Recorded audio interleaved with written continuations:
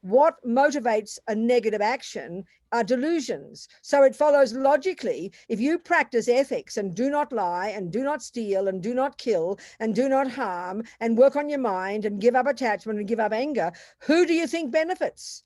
The planet and sentient beings. This is the perfect method for how to stop the planet from being destroyed. What else can you do?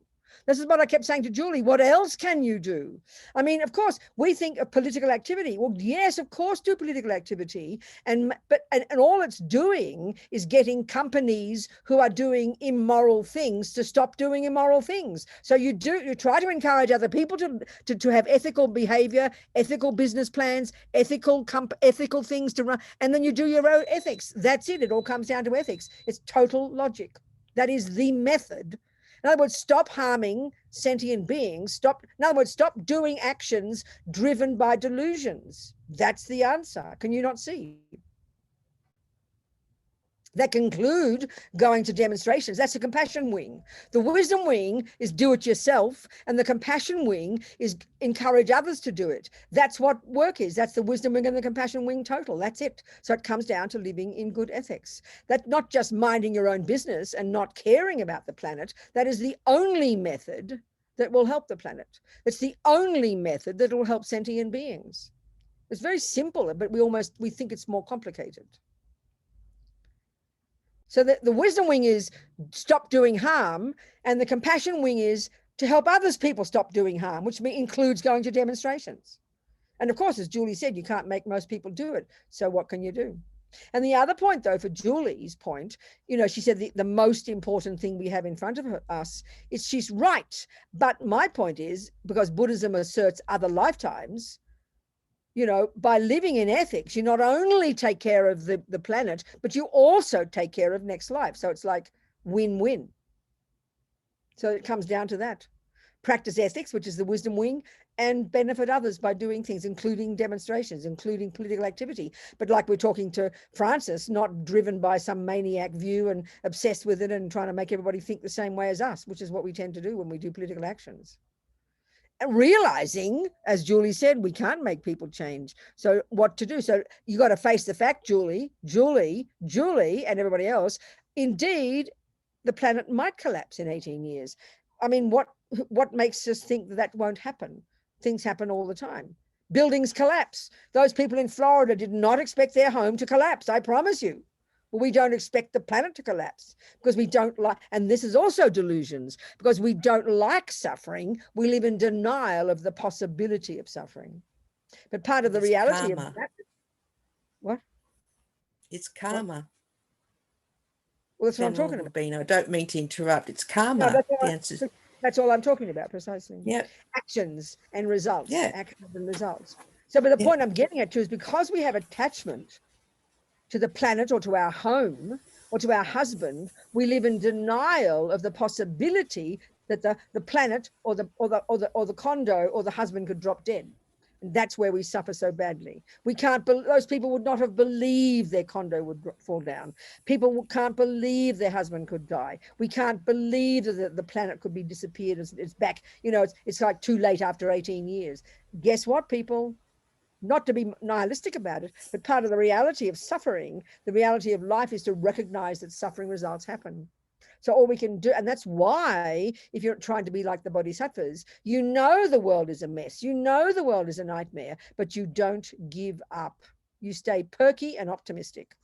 And you can only do that if you don't have attachment and anger.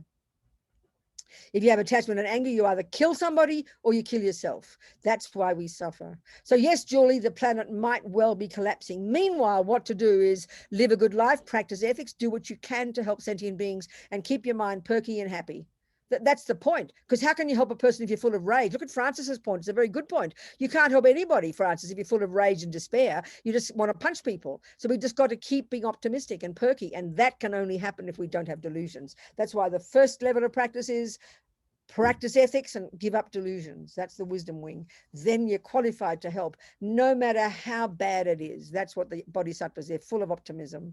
That's the active. So we have to have the courage to face the reality that suffering happens. I mean, I remember one woman on one, you know, one of the talks, I said, I was going to say on one of the shows, it's like we're on television, you know, it's not a show, but it's like a show, isn't it? She said, please can you give me some methods. This is bringing up Bruce's, David's point. How can I live in the moment? She said, all I do think is day and night, think about if my husband could leave, husband could die.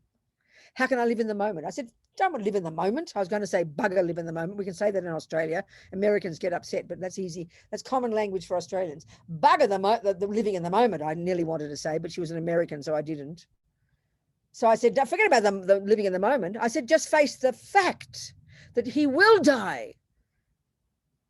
And then I said, and then if you wake up in the morning, he's still there, it's a bonus and you're happy. I said, it's a much more direct view. You're living in, you're seeing reality. And reality, we think we shouldn't see reality because it makes us depressed. But that's why we get depressed, is because we can't bear reality. So we live in a fantasy land. That's what attachment is. If only, why not? How dare? That's attachment and anger talking. But if you accept this is what happens, then you stay optimistic and perky and you do what you can. You know, even if 17 of those people in that tent are going to die with their legs broken and the blood and gore everywhere, you don't just go, oh, well, let them die. You do everything you can.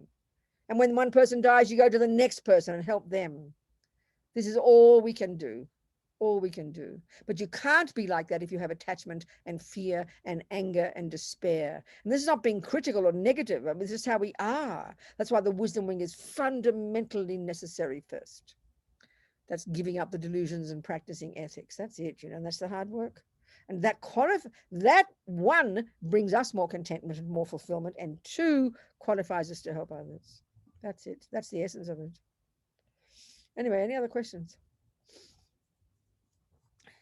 My policy is, even if you're drowning, you might as well stay perky, because then you might see an opportunity to get out, you know. But if you start panicking, you've lost the plot and everybody drowns after you. You might as well stay perky even if you're drowning, because you never know. That's my policy in life. That's wonderful. Thank you. Oh, gotta remember that one. Yes.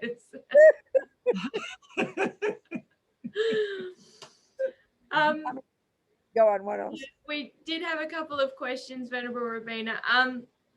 Lakshmi is asking about how to recognize authentic compassion, which is compassion and wisdom, because compassion and wisdom may not look like what the ego expects compassion to look like. No, exactly. Because compassion at the moment for us is very sentimental compassion. It's mixed with a lot of kind of gooey feelings. And that's not being rude about us. And that's because of attachment.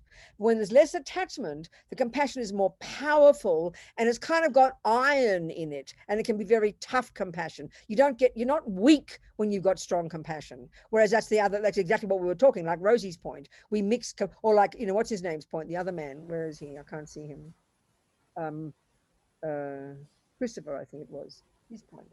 We really confuse attachment and kindness. But when you got compassion, it's fierce, you know, it's fierce and powerful, and you see the problem and you don't, like, you know, again, you think about the analogy of that person. If you're a qualified surgeon and you've got this enthusiasm to help and you join Doctors Sans Frontières, you're not weak and wishy-washy. You don't kind of faint when you see the blood. You got some guts, you got some balls, you know, and you're in there, and it's almost like the more suffering, the better. Think like that. Your compassion isn't weak. You couldn't afford to have weak compassion if you see all this blood and guts. You just got to use the skills you've learned and be single-pointed and help a person, regardless of the shouting and the yelling and the tears and the crying. But if you've got lots of attachment and lots of despair, you won't be able to cope. That's because of attachment and aversion. This is not the way we talk in our culture. But when we get to understand this Buddha's view, it's a revelation, I tell you. And the other point about this, really clear, is that you see, we only have compassion for the gross suffering. But that's what we got to understand when we do the earlier practice in the wisdom wing, that there are subtler levels of suffering. And this is where it's very confusing for us, because we only think of the really heavy suffering, you know. But the subtler level of suffering, Buddha calls it the suffering of change. And that's what we call happiness. Well, the analogy is like this. The suffering of suffering is that if you're a junkie, and that's the default mode, if you've got attachment, you're a junkie. Basically, you've got the mind of a junkie. You've got this emotional hunger that's always wanting something nice. So the suffering of suffering is when you can't get what you want. It's like you're a junkie who can't get the junk. Well, guess what? When you get the junk, that's what you think is happiness. But anybody looking on can see that there's just more suffering. You look at the torture and you actually call that happiness when you get the heroin fix. Anybody looking on can see that it's a subtler, more pervasive level of suffering, because the getting of the relief of the pain of not having the junk leads to the nightmare of craving even more junk and not getting it again. So it's like you've got to understand the suffering of suffering, which is when attachment does get what it wants. But it's just kind of allaying temporarily the not having the junk again. It's a very subtle level of suffering. And we've all got that one, but we all think we're happy. We all think we don't suffer. But this is a much subtler suffering, and it's the suffering of attachment. This is a heavier one. So then to have compassion. So if we look in the world and we see, you know, some people who are poor and suffering and struggling, and we see some people who are happy and lovely and everything's beautiful, it would sound like a joke to say that the ones who are happy are actually the ones who need more compassion. It's a bit like you see the person who's screaming and yelling because they have no heroin. They look like they're suffering, right? And you see the other person who's just done their heroin shot, they look really blissful. So you'd think, well, why should I have compassion for the person who just his heroin shot? Because very soon you'll be like the first person. That's why. And that's what's really hard to see. That's why we can't see that we're suffering, because attachment is so pervasive and so subtle, and it's hard to see. So that's what renunciation means, giving up suffering and its causes. And this is a really powerful level of practice. And as Rinpoche says, you've got renunciation of suffering and its causes when just the thought of another moment of attachment is so repulsive, it's like being in a septic tank. But that's what, and this is just literally a much subtler level of practice. But at least we can intellectually understand it, you know. And of course, the most pervasive suffering, and they call it all pervasive suffering, is the fact that we are getting reborn in the first place in a body of attachment, living in a world like a body of a junkie, the five senses, living in a world which is made of heroin, which to survive, you are compelled to ingest. That's all pervasive suffering. So the solution to the first kind of suffering, which is when the bad things happen, is stop killing, stealing, and lying, living in good ethics. The solution to the second kind of suffering, the suffering of change, is to get rid of attachment. And the solution to the third kind of suffering is to realize emptiness and get the hell out of samsara altogether. So it's subtler, ever more subtle levels. And all we can do is go one step at a time, you know. But I thought what I wanted to talk about is some of the techniques, like looking into these approach to achieving compassion. Like all these techniques is gradual, step by step, and they're all these kind of they're like sort of like cognitive therapy type techniques. They're using logic and analysis, because ego is so primordial, and ego's delusions are so sneaky and tricky. You've got to use clear wisdom to argue with them, you know. So on the compassion wing, the goal is to achieve this amazing paradigm shift in the mind that's called bodhicitta. And that's, I mean, we just use the Sanskrit for this because it just sounds so boring to use the English. It means awakening thought. It's just kind of boring. You get used to it, I suppose. But bodhicitta is referring to this outrageous attitude in the mind. It's not equivalent to compassion. It's the culmination of compassion. And the only way to say it, if you're a bodhisattva, basically is what the world calls a saint.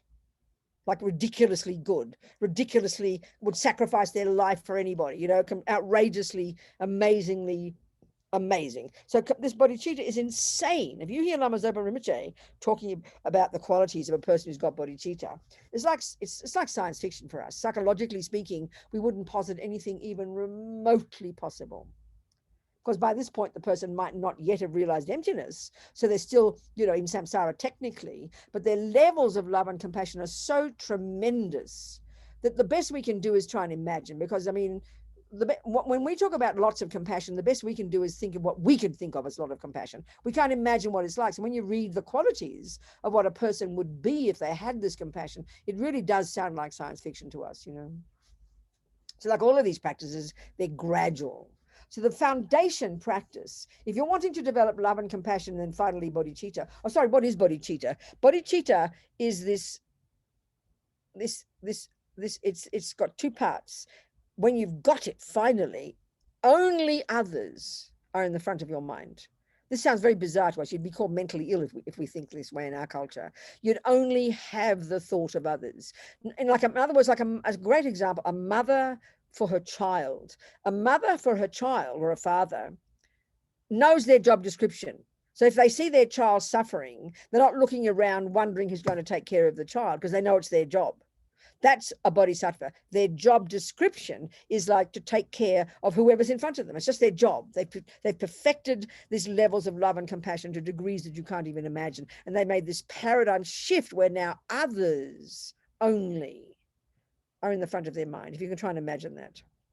Which of course is like mentally ill for us, because we factor in you've got to have attachment and all the rest to be a normal person, not for the Buddha.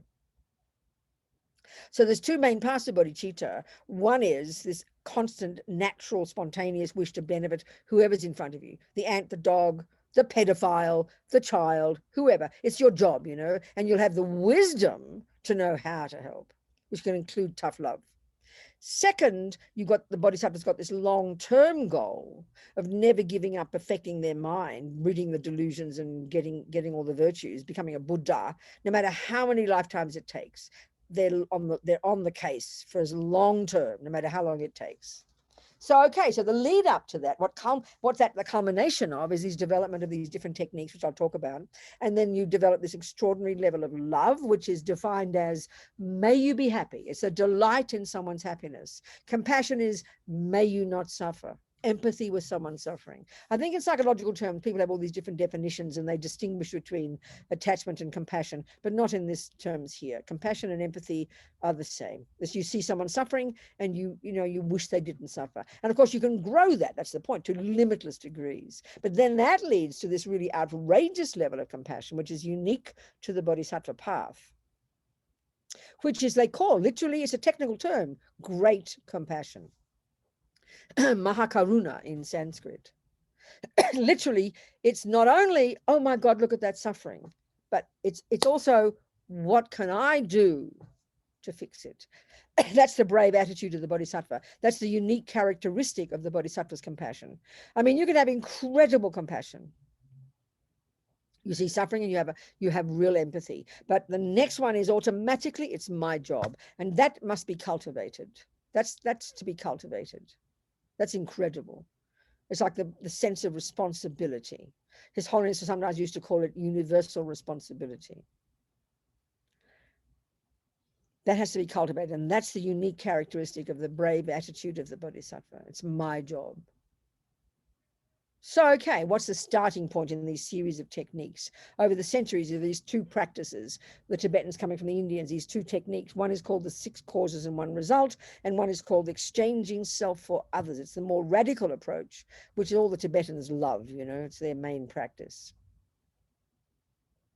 So the starting point is this practice, the foundation practice, and this already is outrageous. I mean, you can spend the next hour, we're together on just this one. It's called simply equanimity. So this term is used in different stages of your practice. In the earlier stages in the wisdom wing, when you've got equanimity as a result of controlling your body, your speech, and your mind, in other words, living in good ethics, you develop a real sense of stability in your mind. And that's what brings contentment and joy. You're very joyful and stable. Your mind's not up and down like a yo-yo, you know? I always joke, but I don't joke. We're all bipolar. It's just a question of degree. Up and down, we're all up and down like yo-yos, you know? And if we've got it seriously, the world calls it bipolar. If we've got it normal, then Buddha calls it mental samsara. We're all the same. So when your mind's more stable, because your body and speech are controlled, you've controlled the servants of your mind, and now you're really on the case being your own therapist, controlling the attachment and the anger, and you've become a more easygoing person. You've got real, genuine equanimity in your heart. And in a way, as His Holiness said one time, that sounds kind of boring. We love the up and down dramas, you know, but it sounds boring, but the mind is joyful. That kind of equanimity is incredible. But here is a distinctly different equanimity. This is in relation to sentient beings. So here, the equanimity we're trying to cultivate is such that when you've got it, it's this heartfelt recognition that friend, enemy, and stranger, and there's no fourth category in the universe, we'll describe this, that friend, enemy, and stranger are equal to each other from one point of view. It's quite precise. And all these terms, they're very kind of, we see them all as very wishy-washy, but Buddhism is very precise in its analysis and its definitions. So this equanimity is very precise. It's this recognition, a heartfelt recognition, when you've got it, you've got to practice, that friend, enemy, and stranger are equal to each other from one point of view, that they all equally want happiness and don't want suffering. That precisely is equanimity. So we have to cultivate this. So why? It's crucial. Because why? Because what is love? Love is, may you be happy. Compassion is, may you not suffer. So what we're trying to cultivate in the compassion wing is love, may you be happy, and compassion, may you not suffer, for every single sentient being. The wackos, the harmers, the politicians, the pedophiles, the psychopaths, the ants, the rats, the lot, as nutty as it sounds.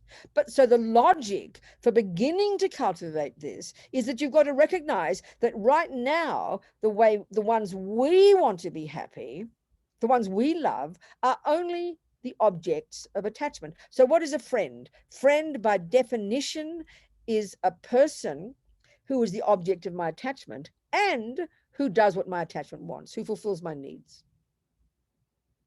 An enemy, and we mightn't use that word, but get the point, is an object of my aversion or anger who necessarily doesn't do what my attachment wants. Think about it. It's so clear. They mainly preoccupy our lives, The few beloveds who do what our attachment wants, whom we happen to have love for, they're the only ones we do want to be happy. And then the ones who proactively don't do what I want, the politicians, all these naughty people Francis is trying to change, all the wicked people who are ruining the environment, all the rest of them, they proactively don't do what my attachment wants. They don't fulfill my attachment's needs. So they're in the enemy category. And how do I feel about them? I have aversion to them. Aversion is the bare bones state of mind behind anger and depression. So that's the friends and the enemies. Now, then you've got 99.999% of the rest of the universe. And who are they? They are called strangers. And who are they by definition? Those who neither do what my attachment wants, nor don't do what my attachment wants. In other words, and so how do we feel about them? Indifference. So we have attachment for the beloveds. We have aversion for those who directly harm me or disagree with me or have the wrong politics. And we simply do not care about 99.999% of the universe,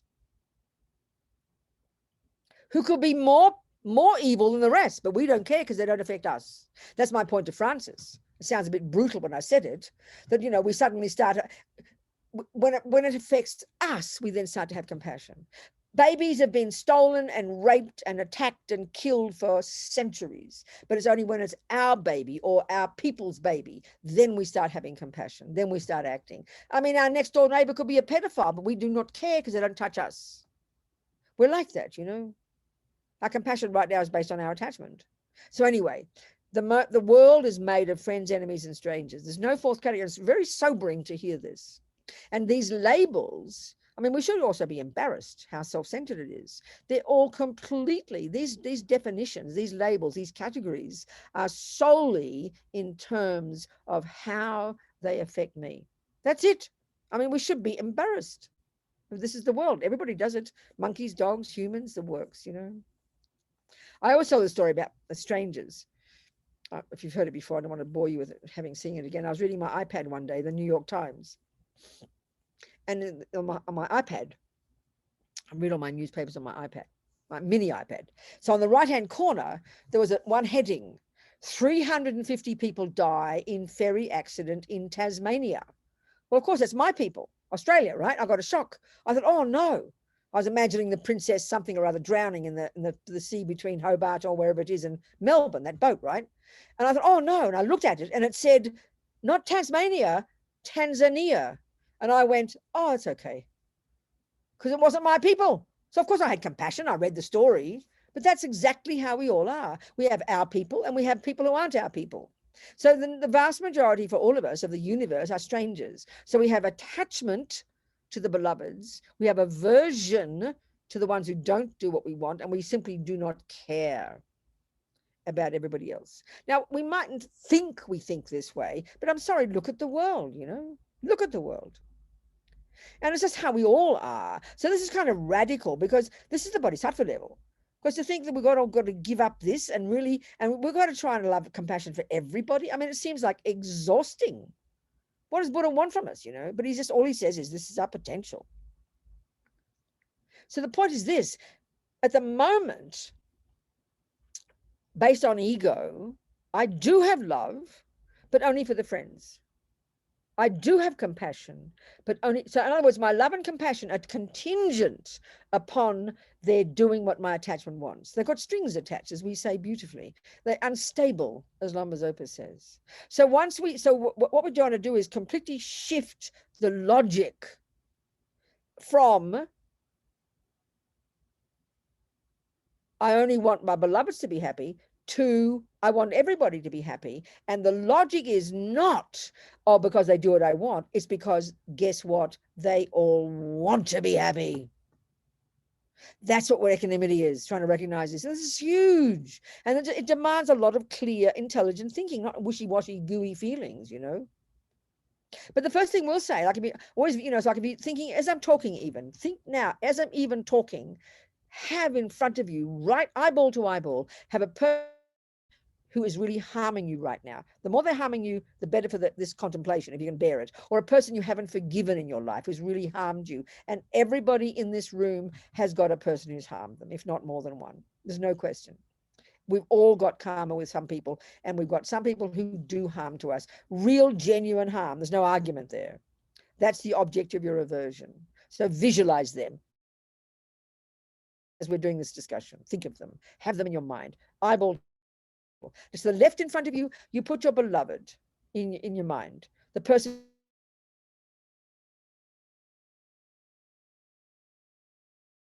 crazy sometimes, but in general, put your beloved to the left. And to the right, put a person whose face you know just enough, like a person on the Zoom here. A person whose face you know just enough, but you don't know anything about them. They don't touch your life. That's the stranger. So we did these meditations. I mean, you can do this really intensively in many points of view. And every word I'm saying here is part of what is the approach. You know, you're arguing with ego's misconception that the logic now, default logic for why I want you to be happy is because you make me happy. And all Buddha is saying is that's narrow-minded. The logic we're trying to shift it to, which is what equanimity is that the reason for wanting a person to be happy, which is to love them, the definition of love is may you be happy, is not because you make me happy. It's because you want to be happy. This is stupendous already. This is huge, you know. So let's say you've got some ugly politician, right? Let's say Frances has got whichever politician she thinks is behind all this dreadful business, has them in the middle, has the enemy right in front of her. And then you say to yourself, well, you know, Francis, you say to yourself, he wants to be happy, just like my beloved friend. But the first thing we say is, what do you mean he wants to be happy? He doesn't deserve it. Now, we could spend the rest of the hour on just this. So let's analyze it. This is our instinct. What do you mean he wants to be happy? He doesn't deserve it. What do you mean he wants to be happy? What do you mean the pedophile wants to be happy? What we hear when we hear that is, oh, let him go. It's okay. He wants to be happy. No, that's not what's being said. That's not what's being said. And you won't understand that until you've done the wisdom wing. It's not saying that, not in the slightest. It's getting, in other words, doing this meditation, these meditations, is sort of getting yourself out of the equation. This is huge because we are totally in the equation right now. By definition, a friend, enemy, and stranger are defined in terms of how or if they fulfill my needs. So we're totally in the equation. We've got to get ourselves out of it. See these three people as completely separate people from me, and they are separate. But this is the trouble. Look at attachment. Look at a mother with her child. She's so attached to this child, she thinks it's another limb of her own. I mean, this is how attachment is. It's like a vampire that believes and clings, believes that person belongs to me. I own them. Look at how really insane attachment is, when you can manipulate people and possess people. Look at the world, you know. So we're trying to get out of the equation here. See these three people as separate. So then you got your friend, you have your enemy, and you have your stranger. Already just get yourself separate. It's very profound. And so let's just prove the logic of how the way we think now is just so foolish, you know. So I always use a silly example of, let's say, I mean, who's my boyfriend? Let's say, I don't know, where's a boyfriend here? I need a boyfriend. I've got all these girls here. Oh, Lou will do. Okay, Lou will do. Lou will do. Lou's in Florida. So pretend Lou's my boyfriend. Okay. No, pretend, sorry. He's Rosetta's friend. And Lou lives down the road at number 7. I always use a silly example. It's a good one. And Rosetta's my friend too. And she tells me, oh, poor Lou, you know, because Rosetta's a friend with Lou, but I don't know Lou. He's a stranger. He's a bloke down at number 6. Or maybe I said number 7, I forget. So Rosetta tells me, you know, Robina, he has these terrible headaches. And I try to be sympathetic because, I mean, Rosetta's my friend. Oh, really? Does he? Poor thing. But within about a minute, pass the tea, Rosetta, and I forget all about boring old Lou because I don't know Lou, because Lou hasn't touched my life. Think about this. He hasn't touched my life. I don't even know the bloke. I vaguely know him. I've seen his face, you know, but that's about it. He has not done anything to harm me, and he has done nothing to help me. Therefore, he's what's called a stranger, and therefore I have indifference. Of course, we can struggle without too much work to have compassion for strangers, but it doesn't last. We go back to our friends again, you know, or our enemies, because they're the ones who occupy our minds. So now, let's say I meet Lou, and we fall in love, and I move into number 6. Now, suddenly, look at my compassion. Unbelievable. I stay up day and night. I spend money on doctors. I cry when he suffers. Look at the compassion I'm having now because of Lou's headaches. Now look at the difference. Look at the difference before, and this is the point. This is the logic now. When you ask Lou, when he was my stranger, about his headaches, he will tell you they are unbearable. And then now you ask Lou, when he's my beloved, about his headaches, he will tell you they are unbearable. So Lou, his headaches are terrible, whether he's my friend or my stranger. I have got nothing to do with it, but I only notice Lou's headaches when he's my beloved. And that's how we are. I mean, it's completely self-centered. But look how hard it is to have compassion. Let's say now even more, let's say for some smelly person on the street who's demanding your money and your aversion is arising, you know, because I have been offended. But if that were your boy, if that were your child, so in other words, we define people in terms of, and therefore we care about them or don't, only in terms of how they affect us. I mean, we really should be embarrassed at how selfish, how self-centered we are, you know, but this is the universe. No one questions it. We just call it normal. So now let's say Lou gets sick of me and chucks me out of number 6 and he moves Rosetta in. So now where does Lou go? Lou is now in the enemy category. I hope he suffers with his boring old headaches. So 1 minute I don't care. Next minute I'm full of compassion. Next minute I hope he suffers. He is not different. He is the friend 1 minute, the stranger another minute, and an enemy another minute. He is the same. He doesn't want to suffer and he wants to be happy. It's so logical, and we've got to see this logic past ourselves. So then you think, well, I've got to try and love and have compassion for all these people. Well, yes, what we're aiming for. That's where we're getting. One step at a time, though. But equanimity is the foundation, the logical basis, the foundation upon which we can grow valid love and compassion slowly, slowly, according to our capacity, you know, which then culminates in bodhicitta. But there's so much stuff there. It's like a minefield for us. Because like I said, one of the first things is when someone says, well, you know, Robina, Lou wants to be happy after he's just left me and I've sacrificed my life for him. And my first instinct is, what the fuck do you mean he wants to be happy?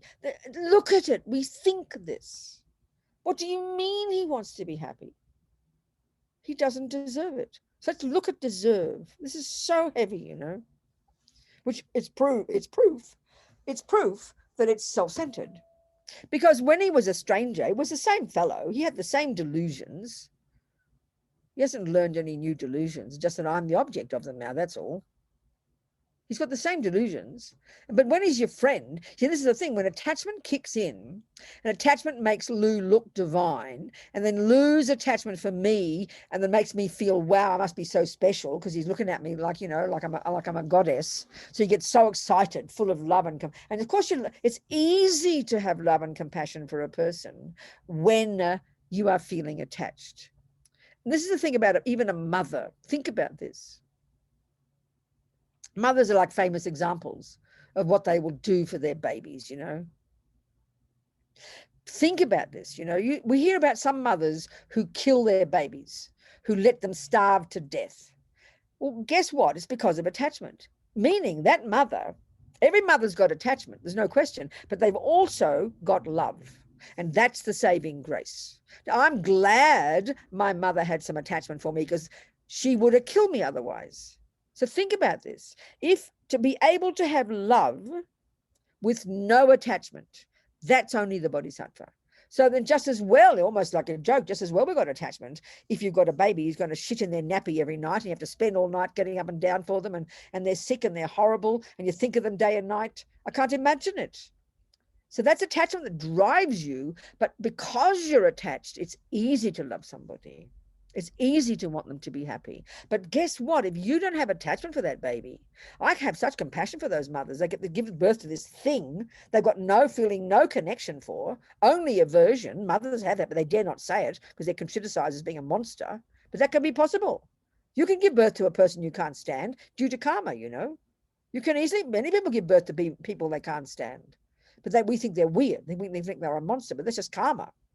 So imagine how much harder it would be if that baby appears as ugly to you, and while it's crying and shitting its nappy, and you've got to try and help it every time. This is exhausting. So when you've got attachment for it, it's easy to love them, you know. So what we're trying to do here is have love without attachment. Oh my God, how exhausting. Because beings want to be happy. And you've got so much of this, like, as you grow it from this equanimity, you've got those few stages to go, that all you do is like they are really like your child. You see them, you understand their mind, and you have empathy, and you only want to help them. I mean, this is stupendous, you know. And it's stable. When you've got it like this to the degree that these bodhisattvas, and we haven't gone through all the stages, of course, there's like 11 little techniques you've got to go through. It takes years, if not lifetimes. It's stable. It's like a rock of Gibraltar. It's not just flimsy. You know, we talk about often having a meditation and you have some wonderful feelings of compassion for people. We think of it as an experience. And then when you're out of meditation, you want to shout at your boyfriend again. Where does your compassion go? Down the toilet. It's because it's not stable. So these are the qualities we're trying to cultivate in a stable way, to the point where you've got bodhicitta, where you just got this immense love, great compassion, great love for all sentient beings. I mean, it's like extraordinary, amazing, but one step at a time, you know. All we can do is go one step at a time. Anyway, any questions about equanimity or anything I've just discussed? Any questions, folks? Venerable Robina, we've got a question here from Pia about suffering. Yeah. Pia, I'm afraid I don't quite understand. Would you like to ask your question about where suffering comes from? Yes, Pia, good. Talk to me, sweetheart. Hi again.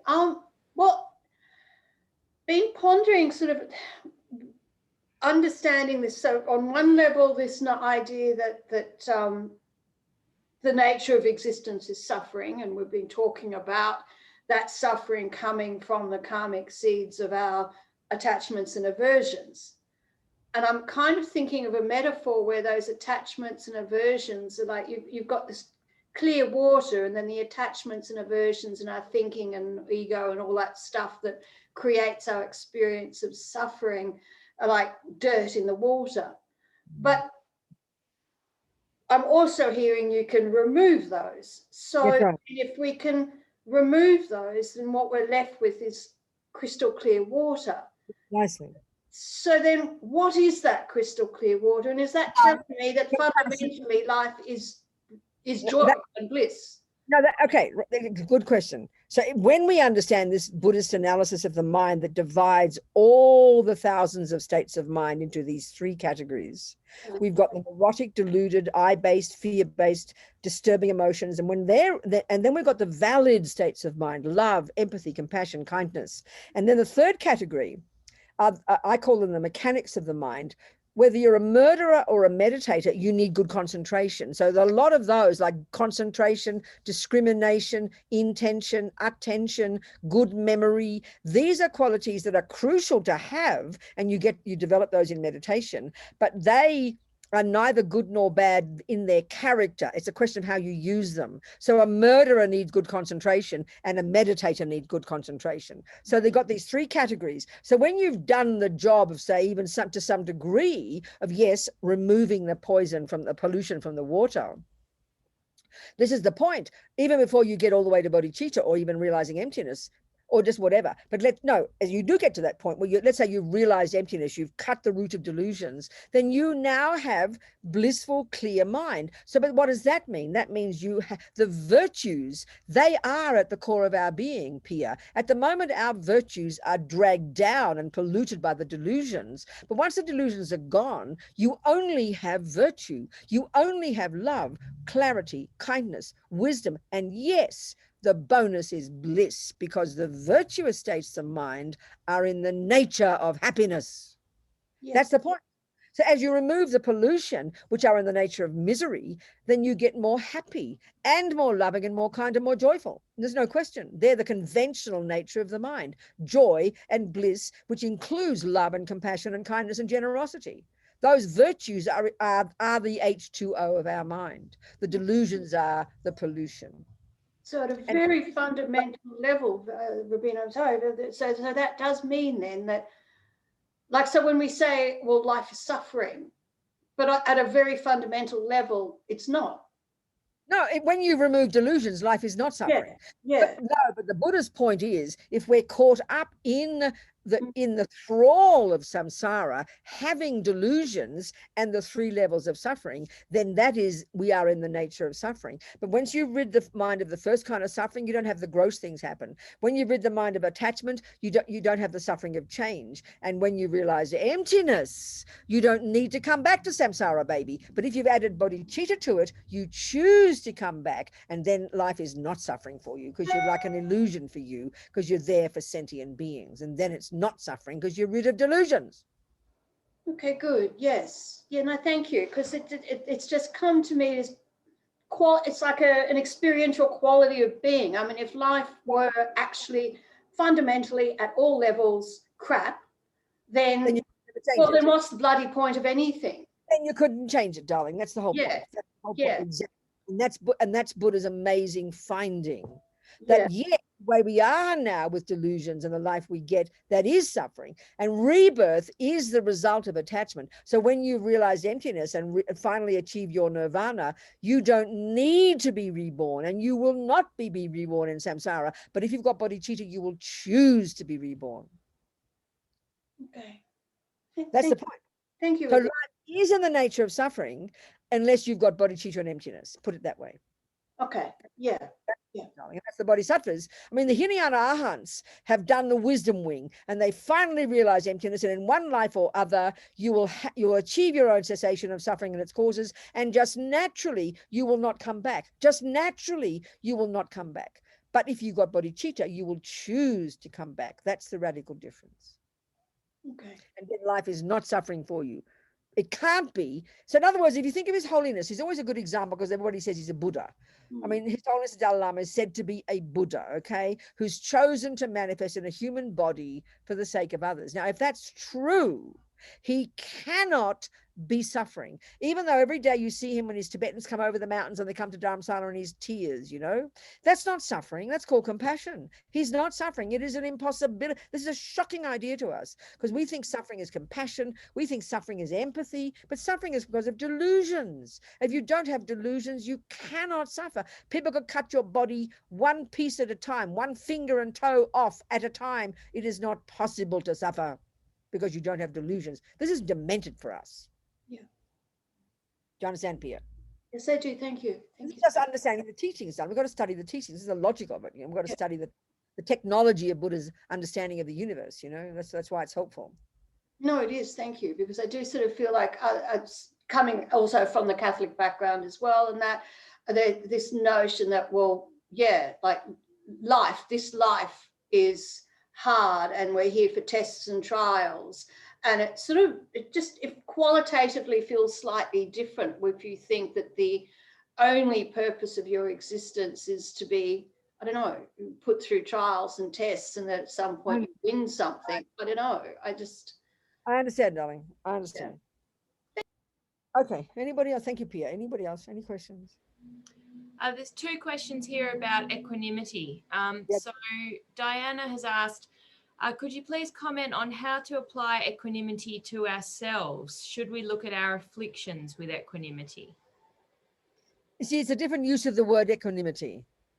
It's a very, very different use of the word equanimity, and I wouldn't use it like you're using it. So what I would say is this, though. This is now we're back on the wisdom wing, and the approach is very different. So, honey, yes, part of our practice, first level of practice, junior school, entry level, grade 1, is control the body and control the speech. Do not harm sentient beings. Do not kill. Do not steal. Don't jump on the wrong partner. Blah, blah, blah. Control the servants of our delusions. That's the obvious first level.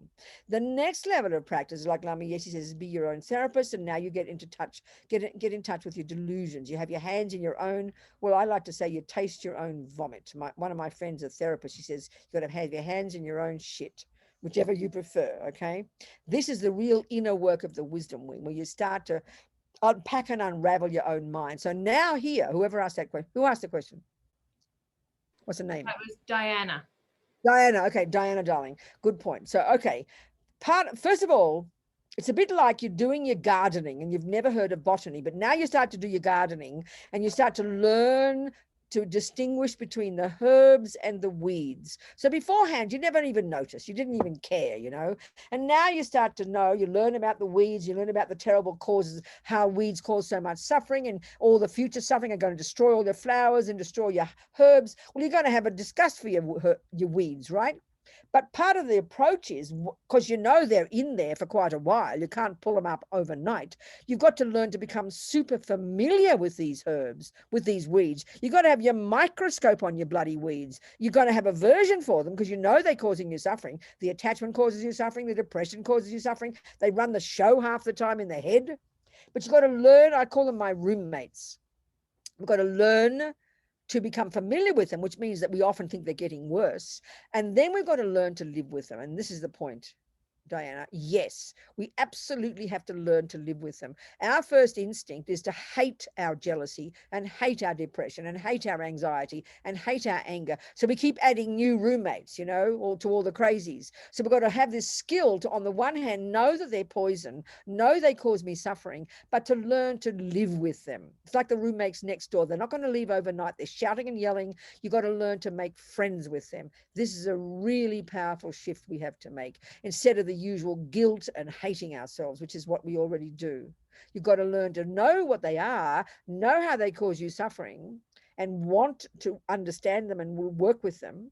But you've got to learn to make friends with them. Then there won't be so much guilt and shame, and then you won't either live in denial of them or try to make them all go away. But you can't. So you've got to make friends with them.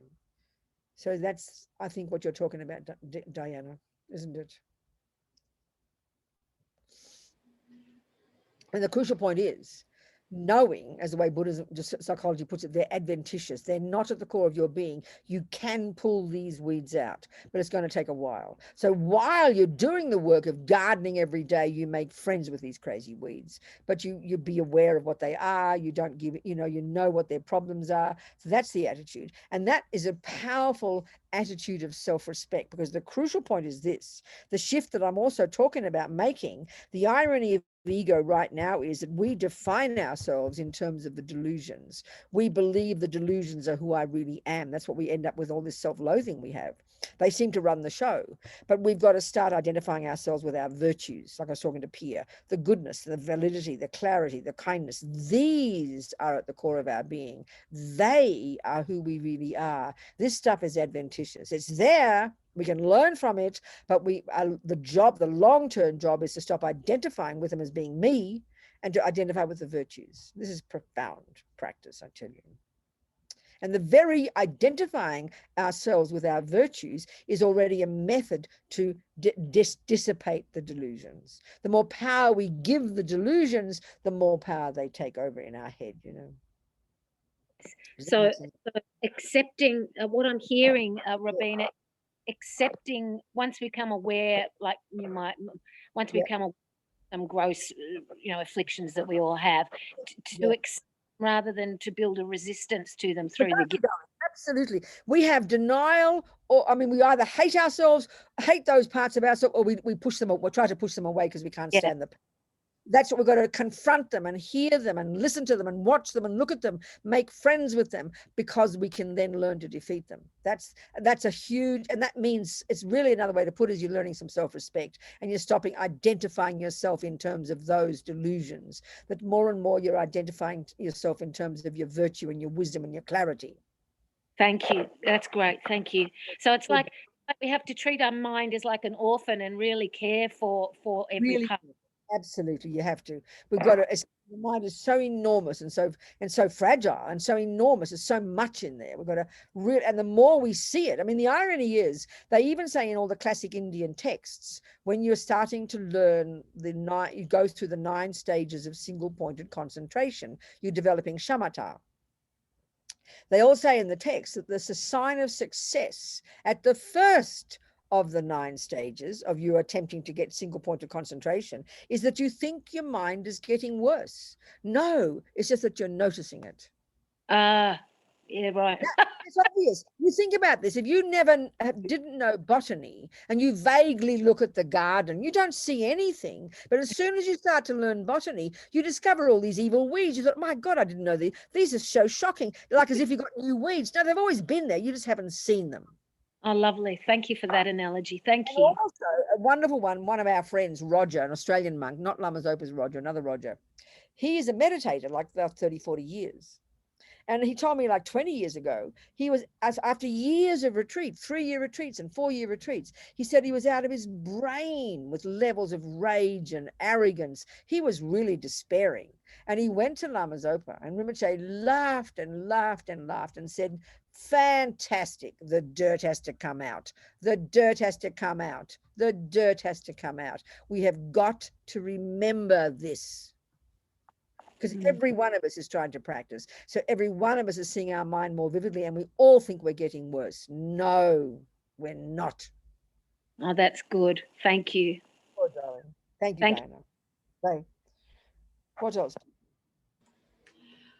Rosie was also asking about equanimity. She's asking, how does talking about others destroy our equanimity? Is it because we do it with anger? And is there ever a time that talking about others is okay and in line with our equanimity?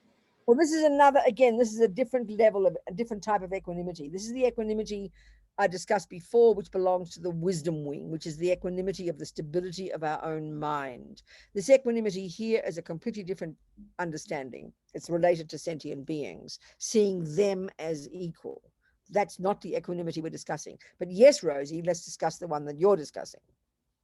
So this is where, if we look at the very basic levels of practice in the wisdom wing, the very first one is control your body and control your speech. Now, I mean, most of us might not go around stealing and raping too many people, but we really are good at speech, aren't we? We rabbit on about nothing. We say things that even if we think we're speaking the truth, we're not half the time, and confusing people. We love, as you said, to talk about people. It's one of our favorite activities is talk about people behind their backs because we feel so safe. Or we might abuse people, but you're talking about people. Now, the key point is this, Rosie. The Buddha's first point about karma, forget about the harm we do to others. He's trying to get us to see that any actions that we do with our body and speech that are based on attachment or anger or the other delusions will do right there, not yet will, but do right there cause me pain. Definitely just upset our equanimity. And second, will cause me future suffering because we're programming our mind with negative blah, you know. So therefore, your question is perfect. When is it appropriate to talk about people? And it usually means bad things, because if you're going to talk about good things about people, then you're not disturbing your mind. It's wonderful.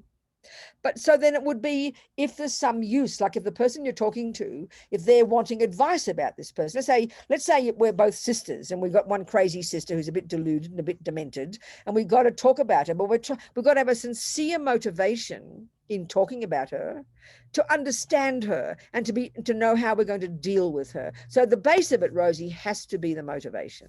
It just has to be the motivation. Because if we're really trying to be strict with our body and speech, then we just simply, I mean, even especially the speech, if we can even lead one day and not say one word that's driven by attachment or aversion, which means to rabbit on about nothing, which is attachment, to say things that are not true, which is just nonsense, and especially to harsh speech and bad mouthing behind backs. Of course, it's anger that usually defines it. Of course, it's attachment and anger. So if we do it, it's got to be for a good reason.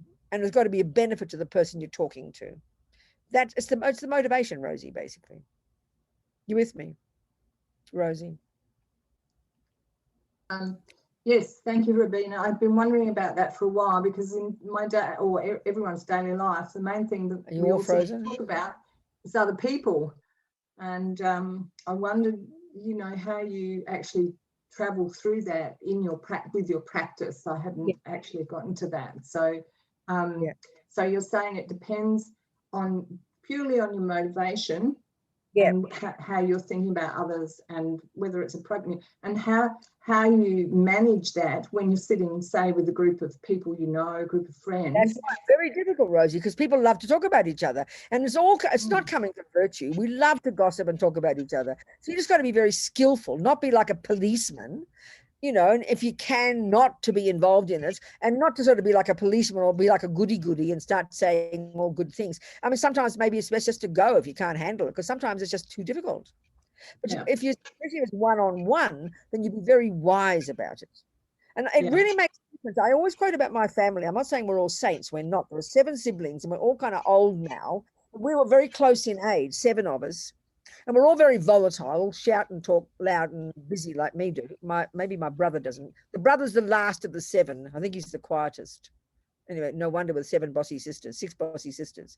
Anyway, the point is, we used to fight like cats and dogs when we were little, because we never had enough money. We all lived in small houses and had to, you know, share beds even, because they had so many babies so quickly, my mummy and daddy. Anyway, we're just always very volatile and fighting and yelling. And then when we talked on the phone, I talked about Polly to Janet, and I talked about Julie to Mary, and I can criticize Judy to Janet. We just naturally did what families do, you know. And we're all very different, but we've got a strong bond. But I would say the last 20 more, plus 30, maybe 20 years, there's like a conscious decision on all our parts. And like really, it's an agreement that we never, and we pretty much keep to it, we never talk, and we talk a lot to each other on the phone. I FaceTime my different family.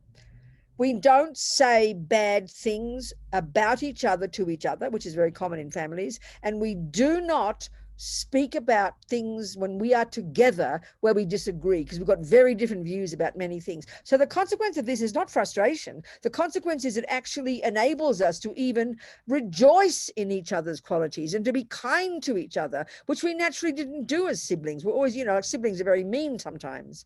But, and I mean, and it really makes it has made an unbelievable difference in our relationships. We have lots in common. We find those things that are in common, but we really make this really pretty much a strong decision. And it's huge, the difference. So when we are together, not that often, it's always wonderful and funny and crack jokes and enjoy ourselves, enjoy each other, you know. And that's a conscious effort to control the speech. Speech is very powerful.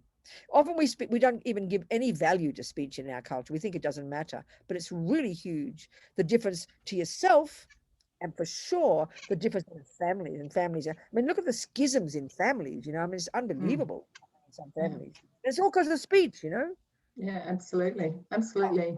Thank you, Venerable. That's great. Good, Rosie. What else, people, darlings? Any questions? Any more questions? Somebody else? Two more questions. Two or three. Three more questions. So Matt is saying it's difficult to fathom how one person is able to hold all beings with genuine love. If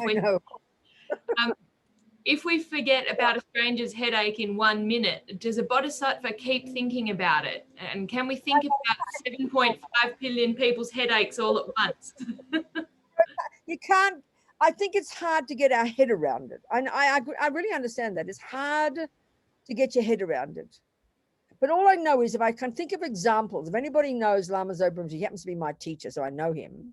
But anybody knows him, even if it's not your teacher, he seems to be a really classic, evident example of a person who thinks about people all the time. It's hard to even put it into words, you know? I mean, when he teaches, all he teaches about is his compassion. He never sleeps. As Roger, his attendant, said, for Rinpoche, sleep is a disgusting waste of time. He meditates day and night. So meditating means he's doing the job of becoming a Buddha, if he's not a Buddha already. And he's never stopping doing things. I mean, apart from all running his 150 or 130, whatever his centers around the world, he's got so many other projects, like poor people and animals and homeless people. And it's just unbelievable to see how much he does. And when he talks, how much compassion he seems to have and how he talks about compassion. All he can do is kind of like imagine it, because it is true in their mind. All they're thinking about is not just thinking about the suffering. No, that's the interesting point. They're not just dwelling on the suffering, but they're always thinking of how to fix it, always thinking of how to help. Like that doctor who's qualified in that tent in the war zone isn't just thinking all the time about the suffering he's seeing. This is the crucial point, I think, because they're developing the wisdom and the power to be able to solve the suffering, to stop the suffering. That's what preoccupies bodhisattvas' minds. This is why we all go crazy, because we don't know how to help anybody. We can't help anybody. And so we get overwhelmed. So that when we don't have the methods, then we get overwhelmed and we'll go kill ourselves, forget about anything else. But if you've got methods, and this is what the bodhisattvas are doing, because they're developing this wisdom of more and more power in their mind, and even this is where it sounds like science fiction as well, but the lowest level bodhisattva, the Arya bodhisattva who's realized emptiness, they're already capable of manifesting their mind in 100 different bodies around the world simultaneously. Now, I know this sounds like science fiction. It's all explained how this is possible, you know, and by the time they get to becoming a Buddha, they're able to manifest in millions of bodies throughout universes to be of benefit to sentient beings according to the needs of sentient beings. So it's a whole different kettle of fish. What's the other question?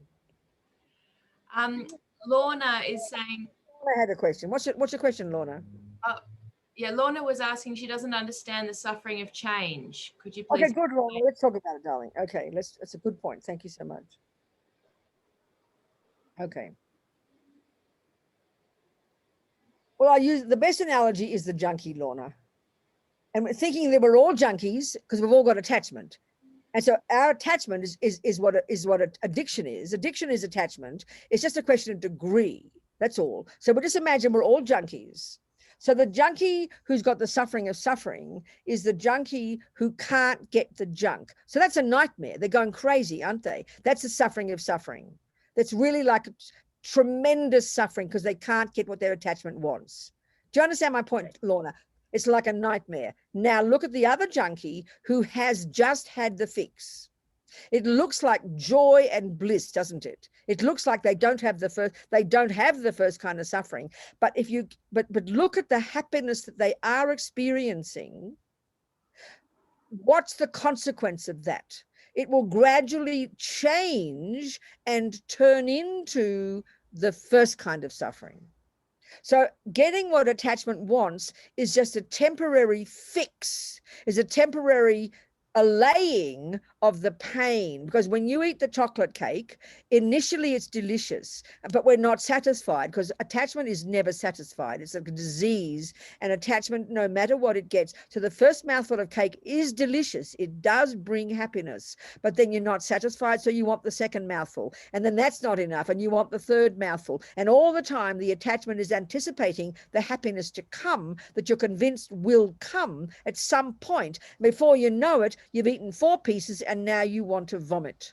So the suffering in the beginning was what we call pleasure, but because we're not satisfied, we keep eating the cake like the heroin, and then you end up with the first kind of suffering, a stuffed stomach, and you want to vomit.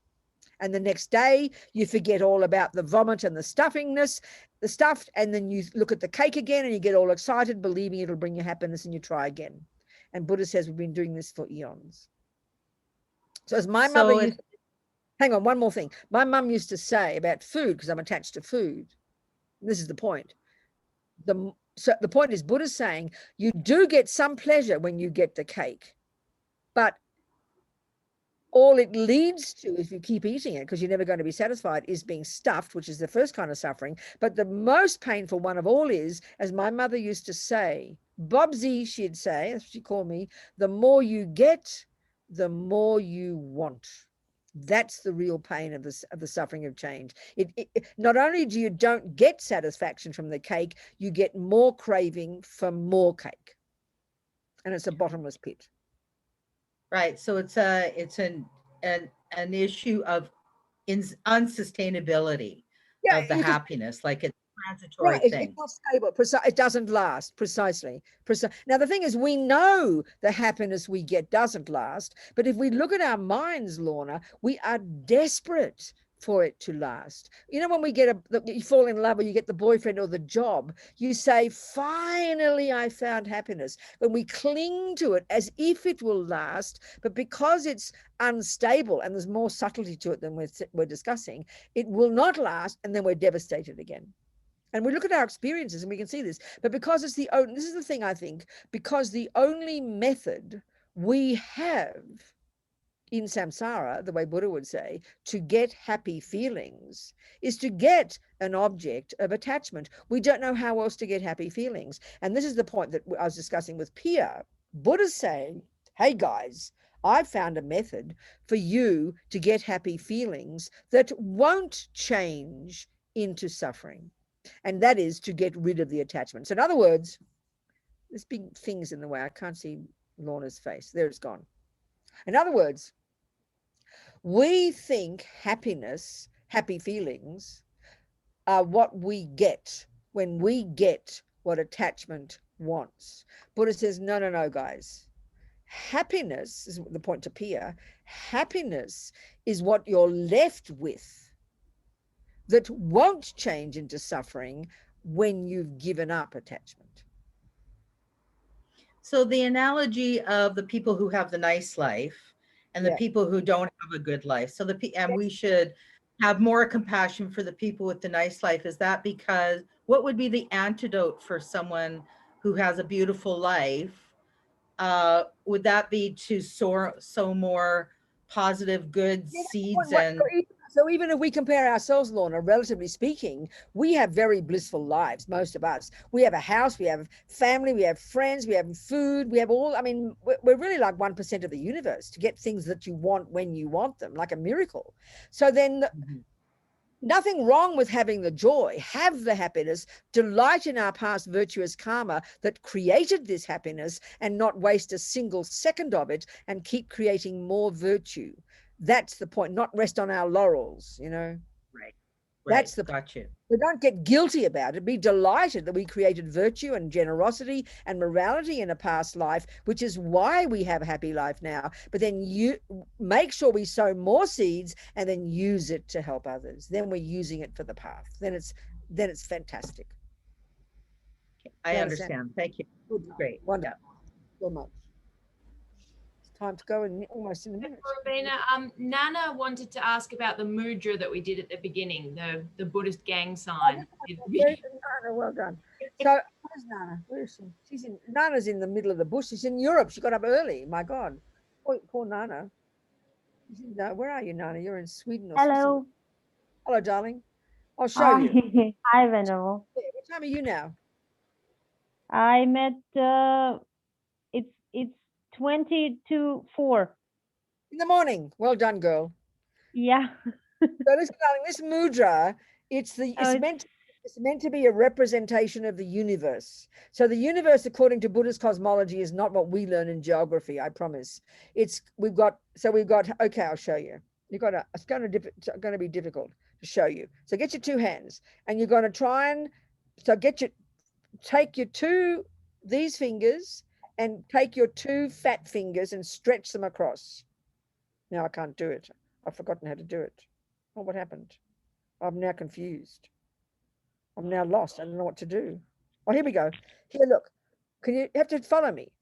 So you got to try and try and make your palm as flat as your two palms as flat as you can. Like this? You get this finger and grab the fat finger of the other hand, and then get this finger and grab the fat finger and push them out, pull them out. And then the same with your thumbs, grab the little fingers and stretch them out. And then the two ring fingers, oh darling, it's too difficult online. Look at you. Know. It's too difficult online. It's too difficult. I'll tell you, maybe I can send you a link to it. I'll try and do it tomorrow. We'll do it tomorrow. Don't worry about it. Okay. Anyway, it's meant to represent the universe. They're really good with their hands, you know, it's very nice. We'll do it another time, darling. We'll work it out. Okay, well, other questions? Thank you. Other questions, darling? Yes, Jenny is asking, and Jenny, you might like to clarify it, but Jenny is asking, dear Venerable Robina, can you please kindly give us Bodhisattva vows and 5 precepts tomorrow? Okay, the 5 precepts, okay, there's different levels of practice and there are different levels of vows. So the very first level, which is the wisdom wing, they are the vows of what they call individual liberation. They're the vows that are the basis of the practices that help you get out of samsara. That's the first level. The next level are the vows of the compassion wing, and they are called the Bodhisattva vows. And there's many more of those. And then more than that, the most advanced, there are the vows of Tantra. So tomorrow we're going to do refuge, which belongs to the wisdom wing, and give the 5 precepts, which belongs to that level of practice. We won't be doing the Bodhisattva vows tomorrow. That could be another time, but not tomorrow. Okay.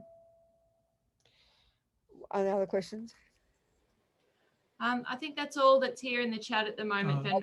Sorry, Lakshmi was just wanting clarification. It might have been answered, Lakshmi, but about the suffering of change. So Lakshmi is just asking, is it the case that which my mind labels as pleasure is actually a delusion and a kind of poison? Is that correct? Yeah, that's the way. I mean, if you listen to Lama Zopa teach about it, he does it at quite a subtle level. That yes, it's sort of like, I think that's why the junkie one is a good analogy. Anybody who's not a junkie or an alcoholic, I'm not trying to be rude about people, but because there's such intense attachments and because heroin and alcohol are so harmful, if you look at an alcoholic who's, you know, shaking out of the suffering because they can't get the alcohol, and then look them have the alcohol, it's sort of clear that what they call pleasure is like a nightmare. It's really like intense suffering, but it's the alleviation of a much worse suffering. So then because we are so familiar with happy feelings, the way we get them now as on the basis of getting an attachment object, we just don't notice that it's actually a really gross level of happiness. That's all. It's a question of degree, you know.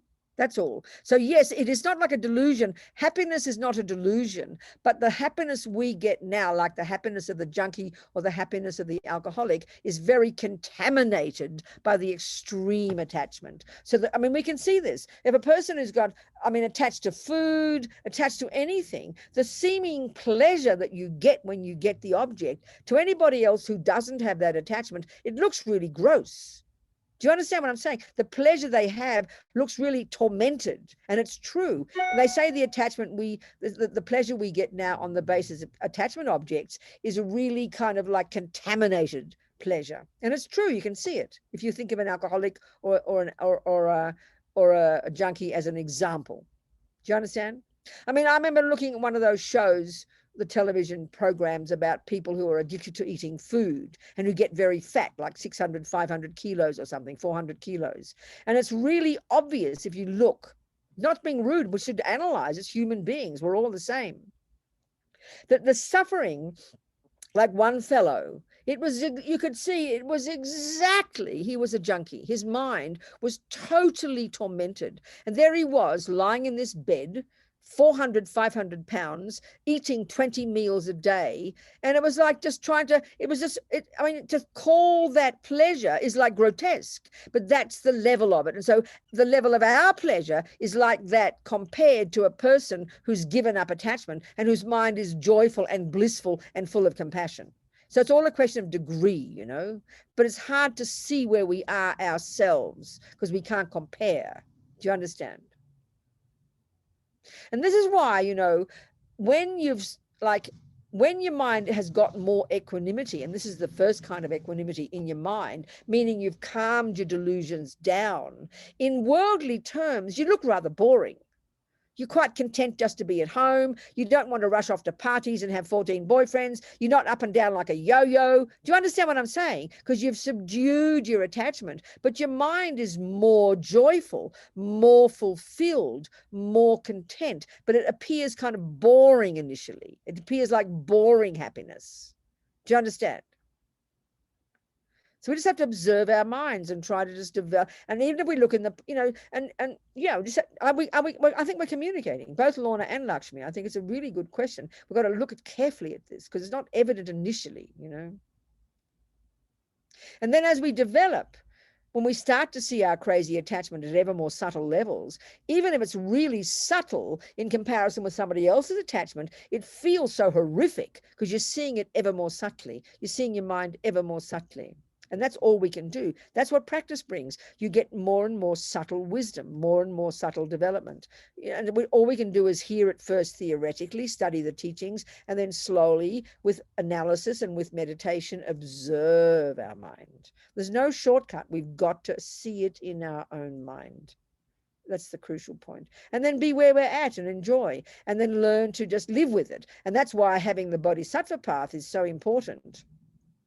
Because given that we haven't given up attachment to food and comfort and clothes and all the other things, then, you know, we're going to do them. So at least we can then make sure we have a pure motivation. This is why bodhicitta should come in every day, remembering bodhicitta. Why am I eating my food? Because I want to be healthy so I can help others. Just having that small thought completely mitigates that action. If you just, you know, that's where the bodhicitta motivation, we'll talk more about this tomorrow. This is like a real saving grace. It enables us to transform what is normally actions of attachment into practice. It's really skillful.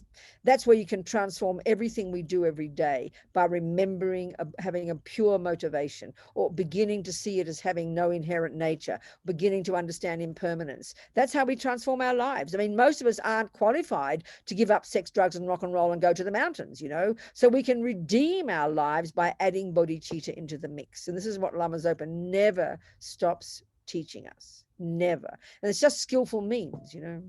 Otherwise, just misery. And we've got to redeem everything. I mean, I'm having a conversation recently with one of my friends in the San Francisco Center. And we're talking about this attitude of having bodhicitta for everything we do. And she said, well, how can I have bodhicitta when I watch Netflix all day? How can I have bodhicitta for that? In other words, we are so neurotic that we think, oh, I can't offer Netflix. How can I watch Netflix with a good motivation? In other words, we feel we've got to be guilty. And I said, don't be so ridiculous. You're going to either watch Netflix with guilt and attachment, or you're going to decide, okay, I'm going to relax. I'm not the greatest yogini yet. I'm going to watch a movie. I'm going to relax so I can see people. I'm going to watch the movie, learn about people's minds, and help me become a better human being. Who would not rather have that motivation than to sit there being guilty? We're so ridiculous. We almost feel we have to be bad, you know, but we can redeem anything. I mean, this is even where I remember Lama Zopa this is years ago,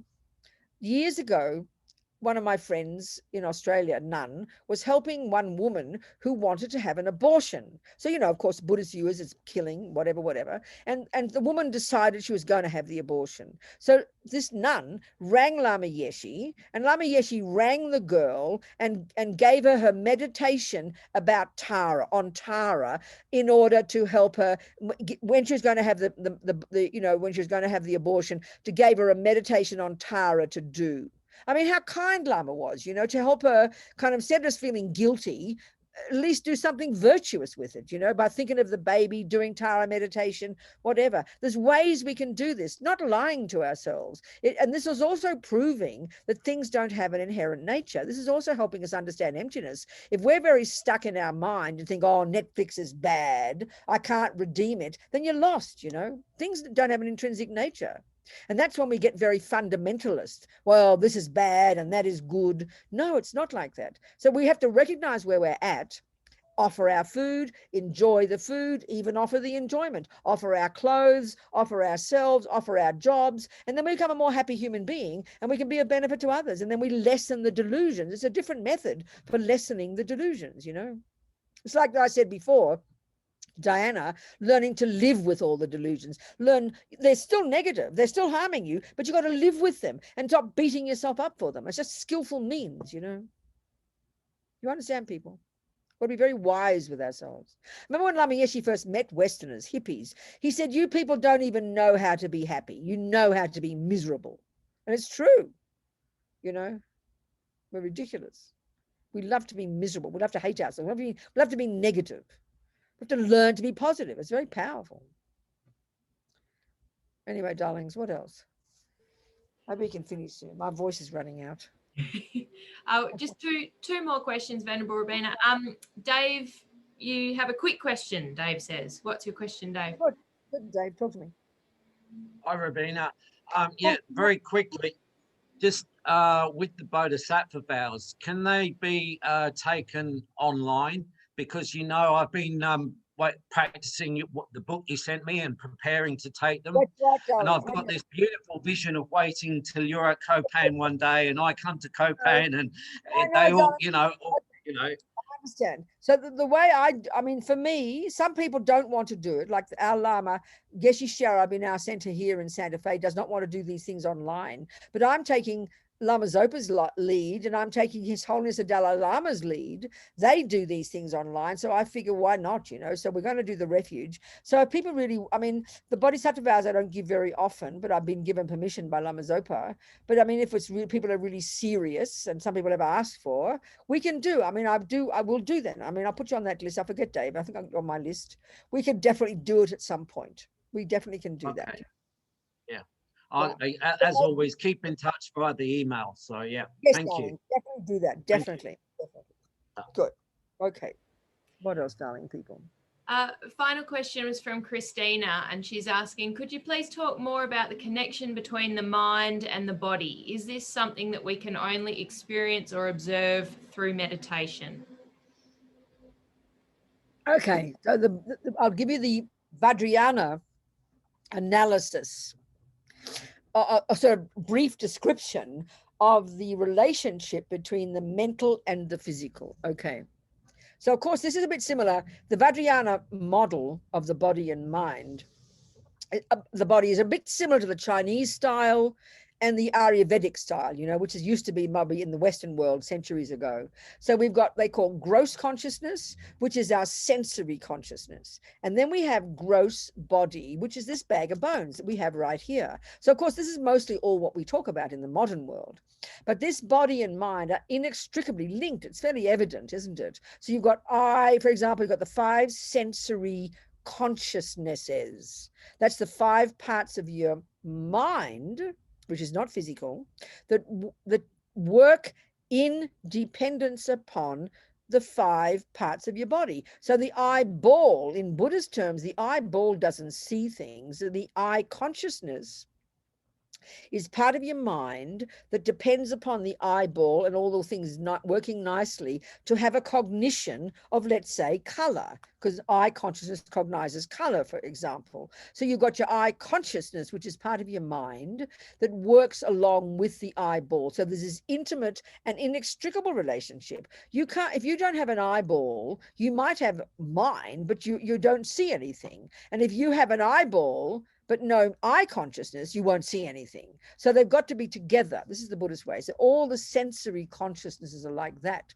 They work inextricably linked to the body. So clearly, if you think of the mind as, say, anger, that's mind. But look at the effect on the body. I mean, you know, it's like you've got a storm inside of you, isn't it? Your heart is shaking, the blood is rising, the eyes are wide, the spit's coming out the mouth, you're shaking and yelling. That's physical. But what's causing the body to be shaking is the anger, which is mind. Now we get to the subtle level, and that includes the mental states. So this subtle level of mind, and this is the analysis the Tibetan doctors use. Your Tibetan doctor, you've got these 72,000 subtle channels, like a subtle nervous system. Like I said, similar to the Ayurvedic and similar to the Chinese. This is the Vajrayana one, which is coming from the Indians. So this is also the model the Tibetan medical system uses. So you've got 72,000 subtle channels, a subtle nervous system, throughout your entire body, and coursing through all those different channels are all these different wind energies, or prana. This is the subtle physical energy, and it is inextricably linked to your different states of mind. So of course we talk about a brain in the West. We're not discussing the brain here. So your states of mind, your love, your compassion, your anger, your jealousy, there's hundreds of these mental states. They're all connected to their own wind energies, and they're all coursing through these channels. So they have a saying that the mind rides on the winds. So this is evident. The Tibetan doctor, she will feel your pulses, and she will feel the imbalance, let's say, of certain of the wind energies, and she will know that that's linked to your attachment, and that's why you're having panic attacks. So she will give you herbal medicine that will calm down the physical wind energy, that will then calm down your attachment that is linked to that physical energy. So all your states of mind are connected to their own wind energy. Now how we produce ourselves as a person. So like Lama Zopa said in the Kala Chakra Tantric teachings, there are these detailed descriptions of the intimate relationship between internal and external energy. Well, here that means internal is your mental states, love, attachment, jealousy, and intelligence, all the thousands of mental states, and the body, which is the wind energies. So if he said, even just there's this inextricable relationship between the mind and the physical. So even when your mind just gets a little bit angry, as he said, immediately that programs, I'm saying this, programs your mind in the habit to be angry. But what it does immediately is pollute those wind energies. And that eventually ripens as sickness, because the wind energies is subtle body. Your anger pollutes your wind energies and causes future sickness. Then karmically, even longer term, that eventually impacts upon the external elements, which then causes the imbalance of the external elements, like earthquakes and things. Because karmically, the universe is the product of the actions of body, speech, and mind of all living beings in the universe. So body and mind are intimately and inextricably linked. So when you purify your mind by practicing positive thoughts every day, you purify your wind energies, and then karmically you create the cause to be born with a healthy body. You can even heal your body now, because your mind and your winds are intimately, inextricably linked. So that's why saying mantras purifies those wind energies, because wind energy is sound. By being silent, by saying positive words, by refraining from negative words, you don't help other people, you purify your own body and your mind. So does that answer your question? Yes. Oh, I asked it. Oh, Christina. Okay, that helps then. Yeah, I think because I was thinking, when I think of the mind, because it can be so vast, and then also when you mentioned that once we become enlightened, we can, bodhisattvas can move to other bodies. And then I think I'm just becoming... Not move to other bodies, they can manifest. Okay, when you understand this view that the universe is made of the four elements, that's it. There's matter, and then there are minds. There's nothing else in the universe. So all matter, wherever there is the four elements, you could say, is a conducive environment for beings to live there. So Buddhas and Bodhisattvas have so much power that they can manifest. They've got their own mind and their own wind energies. They can manifest their mind in another body. They can create that body. They can kind of manifest as more than one person. There's this wonderful story about His Holiness, I'll tell you. Lama Zopa told this story years ago. I mean, he is said to be a Buddha. I can't say he is. I'm not clairvoyant, but I'm prepared to trust Lama Zopa and all the other Tibetans. They all say he's a Buddha. But if he is a Buddha, that means, this is this wonderful story. I've told this often. Back in the early 60s, when after the Tibetans had come into exile, His Holiness and all the Tibetan lamas were really desperately trying to get land so they could start monasteries, so they could carry on the lineages, because they didn't want all the lineages to die, the practices to die out. You know, they need the monasteries and the places. So they were negotiating with the Indian government, the kind Indian government, to get these hundreds of thousands of acres down in South India, which is now like little Tibet, hundreds of monasteries, lay communities down in South India. The Indians eventually gave them all this forest land. So there was that in the middle of these negotiations. And His Holiness's representative from Dharamsala had gone down to Delhi. So it's like 12 hours on the train, you know, and Delhi is where the government is. And so he had a meeting organized with the appropriate Indian minister. And it was really difficult, probably Indian bureaucracy or whatever. And he couldn't get a meeting, and he was very frustrated. And he went back to Dharamsala and he told His Holiness he couldn't get a meeting. And His Holiness said, it's okay, you can go back down to Delhi right now. So he went back down to Delhi. And that day he went into the minister's office, and the little boy, the Indian minister's little boy, was in the office with his daddy. And the Tibetan minister was talking to the little boy, and the little boy expressed the wish for a dog. Well, the Tibetan was happy to grease the wheels. Oh, I'll get you a dog, you know. So he went outside, and there was a sadhu. What's Diana doing? What's happened, Diana? You're okay? You're moving around. You all right? What? What do you say?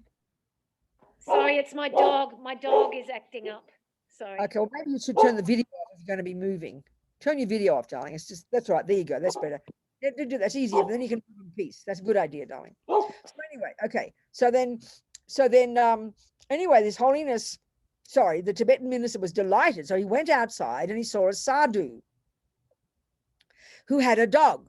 And he said, can I buy your dog? He said, yeah, of course. So he sold the dog and the little dog, and the Tibetan went back and gave the little dog to the little Indian boy. And he was completely happy. He ran to his daddy, and daddy was happy, and the wheels were greased and everything worked.